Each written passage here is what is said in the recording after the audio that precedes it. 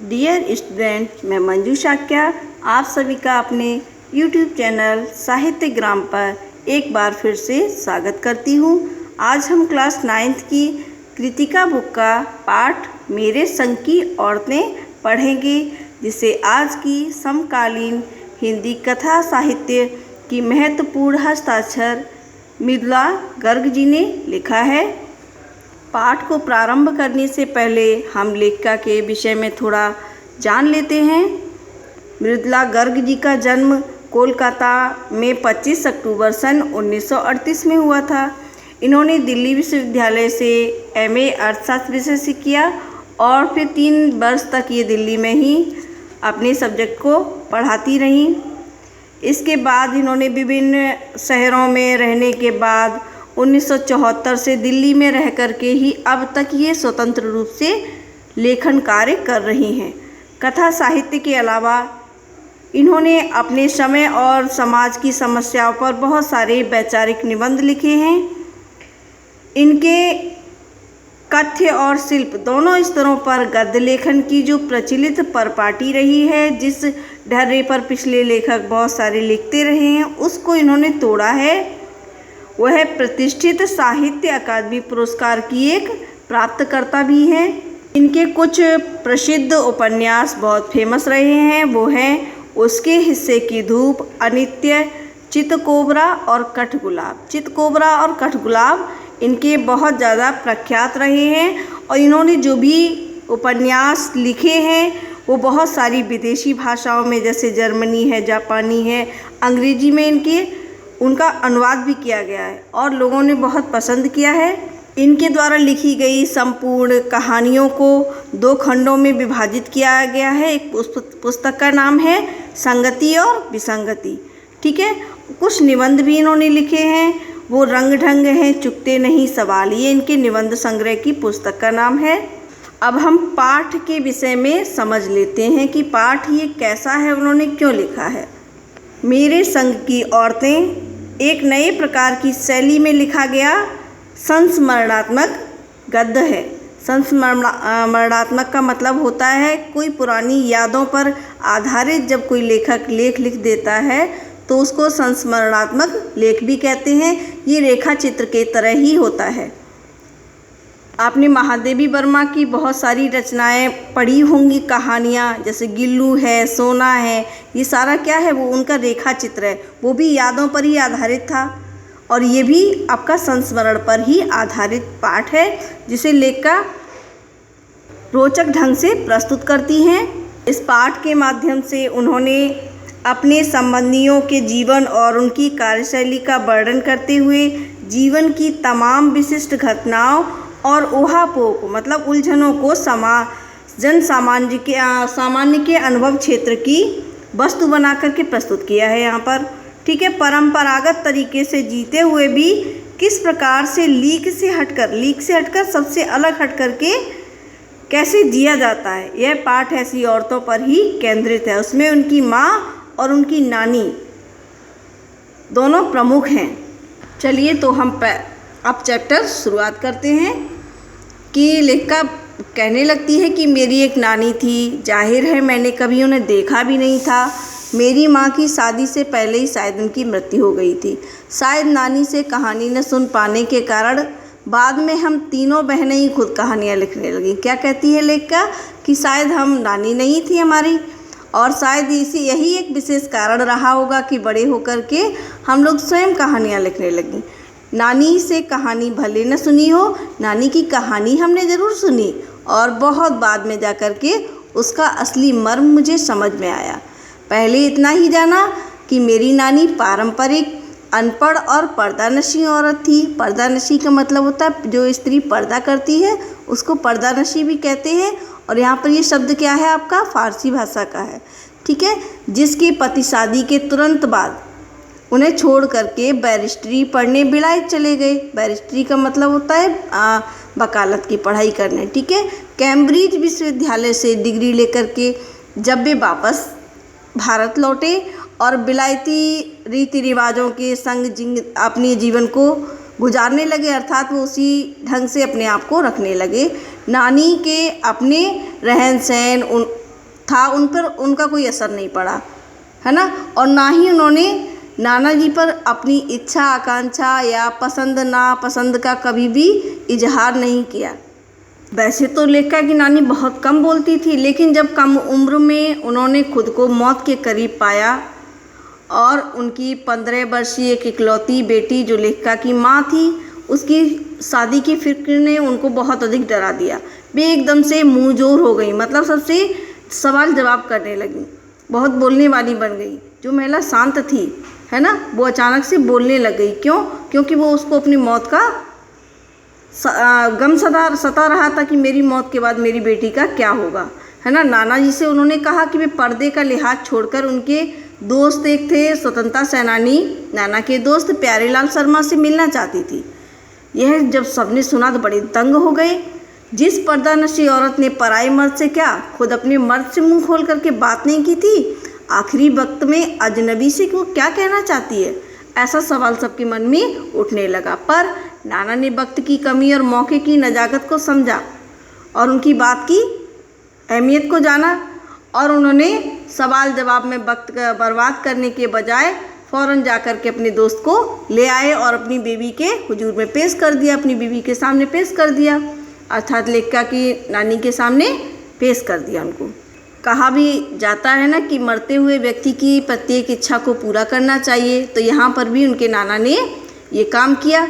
अब जो नानी ने कहा वह और भी लोगों को हैरत अंगेज़ कारनामे की तरह लग रहा था। उन्होंने कहा, वचन दीजिए कि मेरी लड़की के लिए बर आप ही ढूंढेंगे। मेरे पति तो साहब हैं और मैं नहीं चाहती कि मेरी बेटी की शादी किसी साहबों के फरमानदार से हो जो अंग्रेज़ों का गुलाम हो। आप अपनी तरह आज़ादी का कोई सिपाही ढूंढकर इसकी शादी करवाइएगा। कौन कह सकता था कि अपनी आज़ादी से पूरी बेखबर, क्योंकि वो हमेशा बंधन में रही थी, खुद तो आज़ाद थी नहीं बिल्कुल भी, है ना। उस आज़ादी से पूरी तरह बेखबर उस औरत के मन में देश की आज़ादी के लिए ऐसा जुनून होगा, कोई नहीं सोच पाया। बाद में लेखा को समझ में आया, कहती है कि दरअसल वे निजी जीवन में भी कभी बहुत ज़्यादा आज़ाद ख्याल रही होंगी। ठीक है, उन्होंने नाना की ज़िंदगी में कोई दखल नहीं दिया, ना ही उसमें साझेदारी की, पर अपनी ज़िंदगी को अपने ढंग से वो ज़रूर जीती रहीं। ये बहुत बड़ी बात है कि हम अपने जीवन को अपने उसूलों पर जिएं। पारंपरिक घरेलू उबाऊ और खामोश ज़िंदगी जीने में आज के हिसाब से क्रांतिकारी चाहे कुछ न रहा हो, दूसरे की तरह जीने के लिए मजबूर न होने में असली आज़ादी ज़्यादा कुछ ही थी।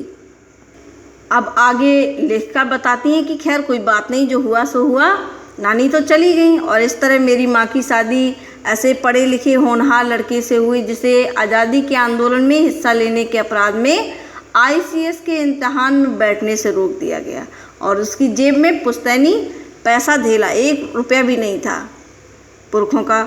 ठीक है, माँ बेचारी अपनी माँ और गांधी जी के सिद्धांतों के चक्कर में पड़ कर के ही सादा जीवन और उच्च ख्याल रखने पर मजबूर हो गई। हाल उनका यह था कि खादी की साड़ी उन्हें इतनी भारी लगती कि कमर चनका खा जाती, लचक जाती।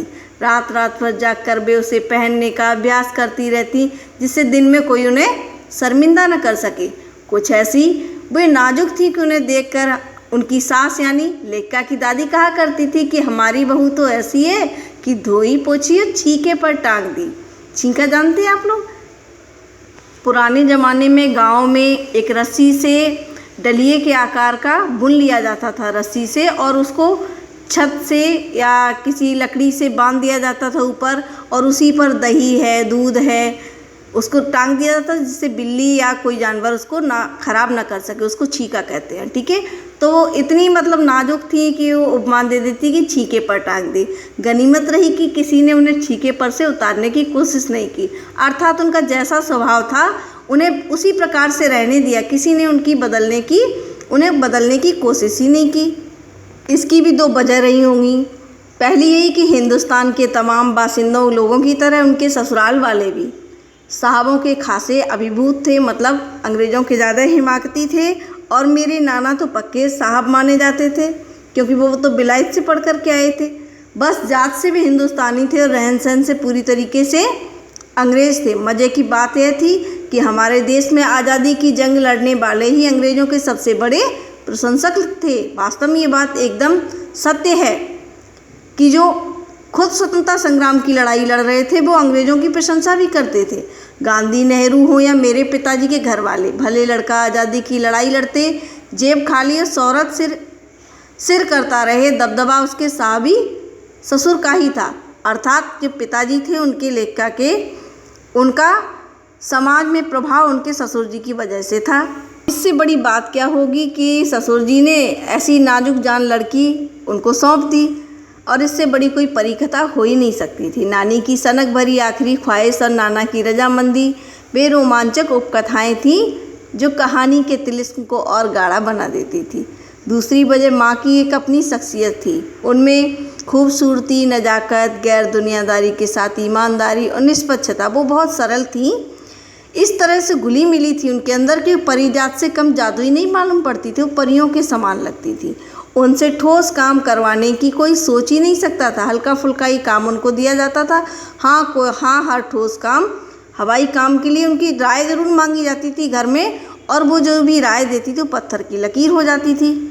अब उनकी दादी तो कभी कभी कमेंट भी कर देती थी, कहती थी कि हम हाथी पे हल नहीं जुतवाया करते, हम पे तो बैल है। मतलब उनकी माँ को हाथी के समान बता देती थी। बचपन में ही इसका अर्थ उनको, लेखिका को समझ में आ गया था। जब देखा कि हम बच्चों की ममतालू परवरिश के मामले में माँ के सिवा घर के सभी प्राणी लगे रहते थे। माँ को मतलब नहीं रहता था बच्चों से। दादी, उनकी जेठानियाँ, है ना, और खुद घर के मर्द जात सभी पुरुष, स्वयं पिताजी भी, माँ से ज़्यादा पिताजी बच्चों का ख्याल रखते थे। माँ के पास कोई ठोस काम नहीं होने का मतलब ये नहीं था कि उन्हें आज़ादी का जुनून कम था। वे उस आज़ादी को खुद अपने तरीके से जीना चाहती थी और उसको निभाती भी थी। हमने अपनी माँ को एक भारतीय माँ जैसा कभी भी नहीं पाया, जो अपने बच्चों से लाड़ प्यार प्रदर्शित करती हैं, उनके लिए खाना पकाती हैं, अच्छी बहू होने की सीख देती हैं, है ना। लेकिन कुछ वो बीमार भी रहती थी और घर बार नहीं संभाल पाती थी। इस कारण से भी उनमें अरुचि होगी। उनका ज़्यादा समय किताबें पढ़ने में, साहित्य चर्चा करने में, संगीत सुनने में और बिस्तर पर लेटे लेटे ही सारा काम उनका होता था। फिर भी जैसा लेखिका बताती, मैंने पहले कहा था कि हमारी दादा दादी या उनकी ससुराल के अन्य सदस्यों ने न नाम धरते थे, न उनसे कोई भी काम करने की अपेक्षा रखते थे। उनमें इतनी श्रद्धा क्यों थी?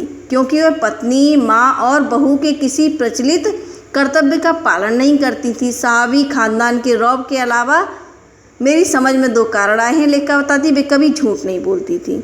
वे एक की गोपनीय बात दूसरों पर कभी जाहिर नहीं होने देती थी। वास्तव में सच बात है कि जो व्यक्ति इस प्रकार का होगा उसको समाज में सम्मान मिलेगा ही, चाहे जैसा भी हो। ठीक है, यही एक मुख्य कारण था कि उनको घर में बहुत सभी आदर देते थे। लेखिका बताती हैं कि बाहर भी इसी कारण से उनकी दोस्ती हो जाती थी लोगों से, और माँ की भूमिका हमारे पिता बखूबी निभा देते थे, है ना। माँ दोस्त तो थी लेकिन पिता ज़्यादा बच्चों के करीब थे। अब ये घर में उसके एक विशेष बात थी कि किसी की भी अगर चिट्ठी आती थी तो कोई उससे यह नहीं पूछता था कि उसमें क्या लिखा है, भले वह एक बहन की दूसरी बहन के नाम ही क्यों न हो। लेखिका के घर में एक बात बहुत बड़ी थी कि हर व्यक्ति को अपनी निजता बनाए रखने की छूट थी। कोई किसी की प्राइवेसी में दखल नहीं देता था।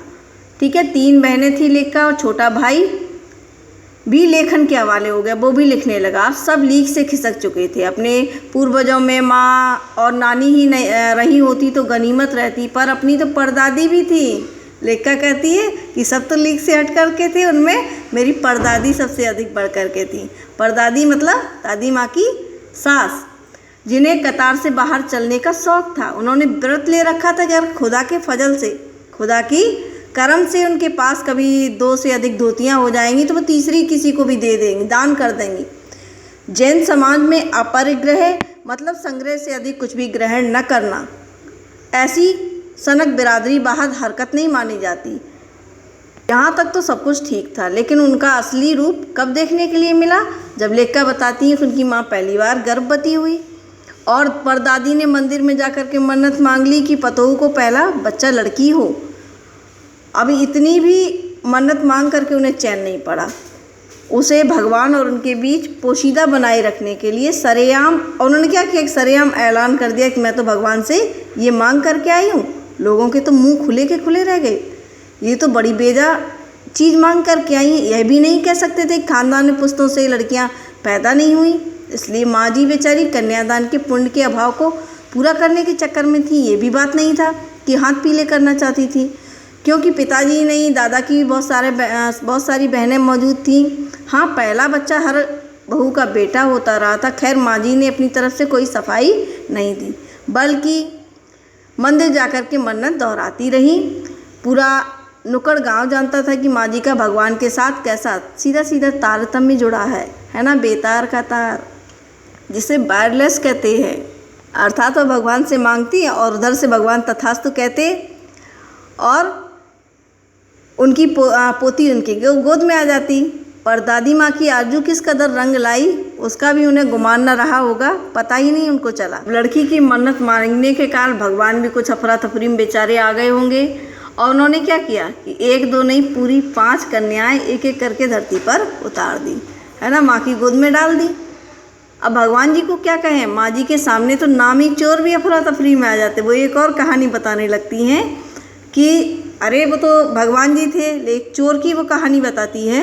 कहती है कि नुक्कड़ की हवेली के तमाम मर्द बाजार में दूसरे गांव में चले गए थे। औरतें अपनी सज धज करके रत जगा कर रही थी, जो भी नाच गाना होता है वो सारा कर रही थी, और ढोलक की थाप के शोर में नामी चोर पता नहीं कब सेंध लगा करके उनकी हवेली में घुस आया।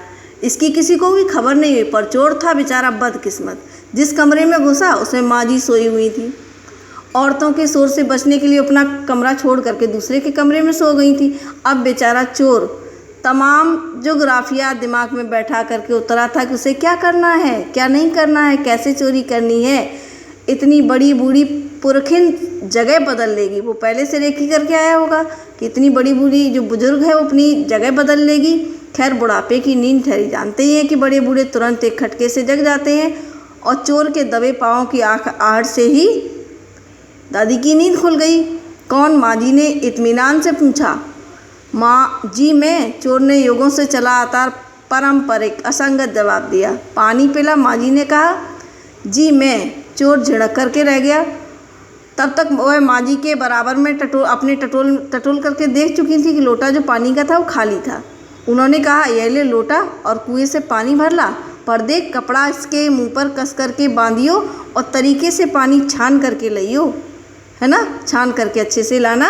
चोर तो बेचारा घबरा गया। अंधेरे में उन्होंने कैसे जाना कि उसके मुंह पर कपड़ा बंधा है।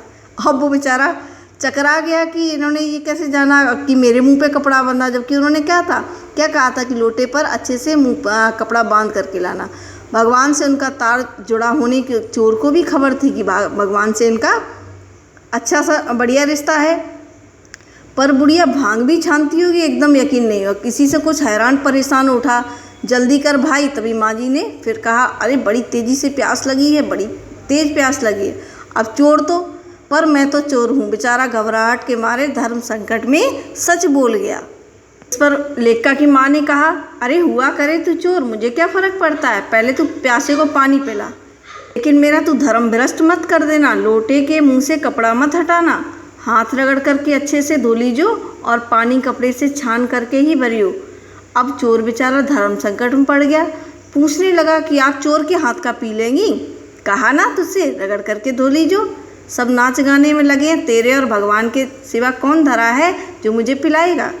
अब बेचारा चोर फिर से असमंजस में पड़ गया। अरे भगवान तो यहीं कहीं बराबर में ही इनके धरे हैं। सुन करके चोर कुछ ऐसा अकबकाया कि लोटा उठा करके बेचारा पानी भरने के लिए चल दिया, और जैसे जैसे उन्होंने बताया वैसे ही वो पानी भर के लौटा। तो पहरेदार ने बेचारे ने धर दबोचा, उसको पकड़ लिया, कुएं पर ही देख लिया था। तब माँ जी ने लोटे का आधा पानी खुद पिया और बाकी चोर को पिला दिया, और उससे कहा, हमने एक लोटे से पानी पिया है तो आज से हम क्या हो गए, माँ बेटे। अब बेटा चाहे तू चोरी कर चाहे खेती। उसको समझाया कि अब तू चाहे चोरी का काम छोड़ दे, मैं तेरी माँ हो गई हूँ। अब बेचारा बेटा किस लायक रह गया। सो रोमांचक उसने धंधा चोरी का छोड़ करके और खेती-बाड़ी में लग गया। अब जब लेखिका इसे खानदानी विरासत कही है, जीवाणुओं का प्रकोप उन दो सनकी बुढ़ियों के बीच में अच्छी फंस गई। एक तरफ माँ जी के चलते अपनी लड़की होने पर कोई हीन भावना मन में नहीं उपजी, दूसरी तरफ नानी के चलते देश की आज़ादी को लेकर वो खुद रोमांटिक हो गई। अब लेखिका अपने विषय में बताती है कि 15 अगस्त 1947 को जब देश को आज़ादी मिली, या कहना चाहिए कि आज़ादी पाने का जब जश्न मनाया जा रहा था देश में, तो लेखिका टाइफाइड जैसी भयंकर बीमारी से जूझ रही थी और डॉक्टर ने उसे इंडिया गेट जाकर के जश्न मनाने की इजाज़त बिल्कुल नहीं दी। चूँकि डॉक्टर नाना के बहुत अधिक घनिष्ठ मित्र थे, है ना, और सत्ताधारियों से लड़ते फिरते भी थे, चुप्पी साध गए। लेकिन मैं तो ऐसे रूठ गई जैसे कोई बच्चा अपनी इकलौती गुड़िया के टूट जाने पर रोया करता है। मेरी उम्र तब कितनी थी, लेखिका बताती, मात्र 9 बरस की। सब लोग तो चले गए और लेखिका को पिताजी उनके ब्रदर्स कारमजो वो उपन्यास पकड़ा गए। लेखिका को पढ़ने का तो मेराक था ही, शौक था ही। सो जब कुछ देर बाद देखा कि पिताजी को छोड़कर घर के सभी लोग चले गए और पिताजी दूसरे कमरे में बैठे अपनी किताबें पढ़ रहे हैं, रोना धोना छोड़कर मैंने भी किताब खोल ली। लेखिका ने किताब को तो पढ़ लिया, लेकिन उसके कुछ पल्ले नहीं पड़ा। उस किताब में एक ऐसा अध्याय था जो बच्चों पर होने वाले अत्याचारों पर था। वो उसको कंठस्थ हो गया। उम्र के हर पड़ाव पर वह मेरे साथ रहा और मेरे लेखन के एक महत्वपूर्ण भाग को प्रभावित भी करते रहा, जैसे जादू का कालीन, मेरा नाटक नहीं, वह 3 किलो की छोरी जैसी कहानियाँ, वह कठगुलाब उपन्यास के कई अंशों में है। अब लेखिका आगे बताती हैं कि शायद माँ जी की मन्नत का ही असर रहा होगा कि मेरी चारों बहनें भी लड़की होने के नाते किसी हीन भावना का कभी भी शिकार नहीं हुई, है ना। अपनी उन्होंने नानी माँ, दादी और माँ की परंपरा को बरकरार रखा। अब पहली लड़की जिसके लिए मन्नत मांगी गई थी वह मैं नहीं, मेरी बड़ी बहन मंजुल भगत थी। अब अपनी बहनों के विषय में यहाँ से शुरू करती हैं। जैन समाज में एक प्रथा क्या प्रत्येक हमारे समाज में है कि लड़की शादी के बाद करने के बाद अपने पति का सरनेम लगाने लगती है। तो इनकी जो बहन थी मंजुल भगत, वो भी उसी प्रकार से लिखती रही। दूसरे नंबर पर मैं थी, घर का नाम था उमा और बाहर का मृदुला। मैंने भी शादी के बाद ही लिखना शुरू किया, तो बतौर मेरा भी नाम चला मृदुला गर्ग। लेखिका बताती है कि जब हमने लिखना शुरू किया तो उससे कुछ पहले नारीवाद का चलन हुआ था। शादी के बाद नाम न बदलने का रिवाज उसी ने चलाया था। मन्नू भंडारी का हवाला देकर हमसे भी पूछा जाता था कि आप लोग इतनी पोगापंथी गर्गसु क्यों हो, नाम क्यों बदला आपने। हमारे पास इसका कोई ढंग का जवाब नहीं होता था। ठीक है, अब भी नहीं है, पर नाम बदलने से अपने व्यक्तित्व का कोई नुकसान होते मैंने आज दिन तक नहीं देखा। कहती हैं पिताजी का पता नहीं क्या रहा होगा कि उन्होंने हर बहन के 2-2 नाम रखे। लेखिका की एक सबसे छोटी बहन है, इसका नाम है गौरी और बाहर का चित्रा। वह नहीं लिखती है। उसका कहना ये है कि इतने सारे लिखने वाले हैं, कोई पढ़ने वाला भी तो चाहिए। खैर उसके बाद जब 4थी 5वीं बेटियां पैदा हुई तो पिताजी ने इतनी बात जमाने की सुनी कि उनका एक नाम ही रखा, रेणुका और अचला। 5 बहनों के बाद एक भाई हुआ राजीव। अब मज़े की बात है कि थी कि बीच की 2 बहनें ही लेखन से बची हुई थी और भाई भी उसमें फंस गया, लिखने लगा वो भी, है ना। कुछ बहनें इंग्लिश में लिखती थी, लेकिन राजीव भाई था जो हिंदी के हवाले हो गया, हिंदी में लेखन कार्य करने लगा। लेखिका कहती हैं कि मैं तो लिखती हूँ और बहुत से लोग हमको पढ़ते हैं, लेकिन मेरी ससुराल में मुझे कोई नहीं पढ़ता। इस तथ्य को हजम करने में मुझे काफ़ी वक्त लगा। फिर उसके फ़ायदे भी नज़र आने लगे। कम से कम घर के भीतर तो मुझे हिंदी की आलोचना बुद्धि से 2-4 नहीं होना पड़ेगा, मतलब लोगों की आलोचना को नहीं सुनना पड़ेगा कि तुमने अच्छा नहीं लिखा। अब अपनी बहनों की बात को आगे बढ़ाते हुए कहती है कि उसके पिताजी ने एक बार उसकी बड़ी बहन मंजुल से कहा कि कोई दम नहीं घुटता, सांस लेने की ज़रूरत ही ज़्यादा है। पर यहाँ तो हम शेर तो गैर लेखिका बहनें सवा शेर, है ना। हम लिखने वाली तो थी ही, लेकिन जो बिना लिखने वाली बहनें थी वो तो और हमसे भी बढ़कर की थी। 4थे नंबर वाली रेणु का तो आलम यह था कि गर्मी की दोपहरी में स्कूल से वापसी पर जब गाड़ी उसे और उसकी छोटी बहन अचला को बस अड्डे से लेने जाती तो रेणु उसमें से बैठने से इनकार कर देती और कहती कि यूँ थोड़ा सा रास्ता गाड़ी में बैठ कर के क्या तय करना। ये तो सामंतवादी का प्रतीक है, जो शायद है साथ ही पिता के अस्तित्व का लाड़ भी था उस पर। तो क्या करती कि गाड़ी के पीछे पीछे दौड़ते हुए पसीने में तरबतर धीरे धीरे चलती रहती है। बचपन में एक बार चुनौती दिए जाने पर भी उसने जनरल मिथैया को पत्र लिख करके उनका चित्र मंगवा लिया था, जो एक मोटरसाइकिल सवार जवान आकर के उसके हाथ में दे गया था। इतना रुतबे वाली थी वो। रेणु को इम्तहान देने से भी बड़ी एलर्जी थी, है ना। वो बीए क्यों करना ज़रूरी है, तब मैं इम्तहान दूंगी अगर मुझे यकीन आ गया कि हाँ कोई फ़ायदा है, वरना नहीं, तभी मैं इम्तहान दूंगा। इस तरीके के वो तरह तरह के तर्क देती थी। माँ ने कहा पिताजी से पूछ लो। पिताजी ने कहा नौकरी कर पाओगी, शादी कर पाओगी, लोग इज्जत से देखेंगे, वगैरह वगैरह। एग्जाम्पल दिए कि पढ़ाई करोगी तो ये सब चीज़ें तुम्हें मिलेंगी। तो अब जब वो एग्ज़ाम देने के लिए रेडी नहीं हुई तो पिताजी ने कहा कि मैं कह रहा हूँ कि तुम्हें बीए करना है तो करो। बेचारी ने बीए तो कर लिया, मात्र कैसे नंबर लेकर आई, पास होने लायक। सच बोलने में वह माँ से भी 2 कदम आगे है। गनीमत है कि आधा समय उसके सच सुनकर के लोग कहते हैं कि वो मजाक कर रही होगी, इसलिए बिना मेहनत बिना लोगों को हंसाए रख लेती है। आज भी उसे कोई इत्र भेंट करता है तो क्या कहती है, कोई अगर परफ्यूम भेंट करता है तो कहती है नहीं चाहिए, मैं तो नहाती हूँ, मेरे शरीर से बदबू नहीं आती जो मुझे इत्र लगाने की ज़रूरत है। अब लेखिका अपनी तीसरी बहन के विषय में कहती है कि वो कॉलेज पढ़ने तो जाती है, लेकिन क्या करती है, वो खुद पढ़ने की अपेक्षा वो औरों को पढ़ा देती है। इसलिए इम्तिहान में उसके नंबर कम आते हैं, उसके साथ वालों को ज़्यादा आ जाते हैं। पर उसने यहाँ सब ये चलता था। उसकी शादी का वक्त आया तो उसने एक नज़र में लड़का पसंद करने का ऐलान कर दिया कि शादी करेगी तो इसी से। लेकिन मुश्किल ये थी कि हमारे माँ बाप ही नहीं, खुद लड़का भी उसके निर्णय से वाकिफ़ नहीं था। पर उनका कहना था कि ये सोच लेती है करके ही रहेगी, तो उसने शादी उसी लड़के से बाद में की। कोई मुश्किल नहीं आई इसके लिए। मैंने तो पहली मुलाकात में ही उसे बतला दिया था कि मैं जो सोच लेती हूँ वो करके रहता है, तो उसने बात आगे खींची ही नहीं और पहली मुलाकात में बेचारे ने हाथ डाल दिए। अब वो यहाँ सबसे छोटी बहन के विषय में बात करती है कि वो हमसे भी ज़्यादा खिसकी हुई थी। पिता का कहना मान करके सबसे पहले उसने अर्थशास्त्र किया, फिर पत्रकारिता के क्षेत्र में चली गई, ढंग से पढ़ाई की, पास हुई, फिर पिता की पसंद से शादी भी कर ली। इसके आगे वो लीक पर नहीं चल पाई, घर बार में ज़्यादा रुचा नहीं और मंजुल की तरह मेरी उम्र के 30 पार करते हुए भी लेखन कार्य का रोग लगा बैठी। लेखिका एक बात बताती है कि हम सभी बहनों में एक विशेषता थी कि हमने परंपरागत तरीके से अपने घरों को नहीं चलाया, लेकिन अपनी शादियों को तोड़ा भी नहीं और उसको अच्छी तरीके से निभाया।